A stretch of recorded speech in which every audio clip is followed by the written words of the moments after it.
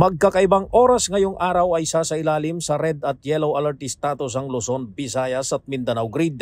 Itong abisong inilabas ng National Grid Corporation of the Philippines o NGCP kasunod ng kakulangan at manipis o hindi sapat na supply ng kuryente. Ayon sa NGCP, sasailalim sa red alert ang Visayas Grid mula kaninang alas 12 ng tanghali hanggang alas 5 ng hapon at masusundan muli ng kawalan ng sapat na supply mula alas 6 ng gabi hanggang alas 8 ng gabi mamaya.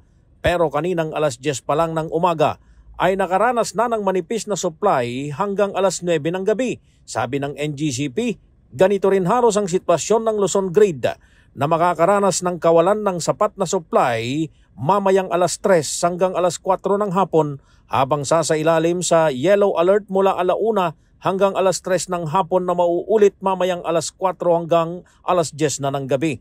Mas maayos-ayos naman kung titingnan ang sitwasyon sa Mindanao Grid dahil hindi makakaranas ng tuluyang kawalan ng sapat na supply pero sasailalim sa yellow alert status kaninang alas 10 pa ng umaga hanggang mamayang alas 4 ng hapon. Ang dahilan pa rin nito ay ang pagpalya ng iba't ibang mga planta. Ang yellow alert status sa power grid ay isang abiso na nagpapaiwatig ng manipis na supply ng kuryente habang ang red alert naman ay nangangahulugan ng kakulangan sa supply ng kuryente. Para sa MBC TV Network News, ako naman Val Gonzales, sama-sama tayo Pilipino.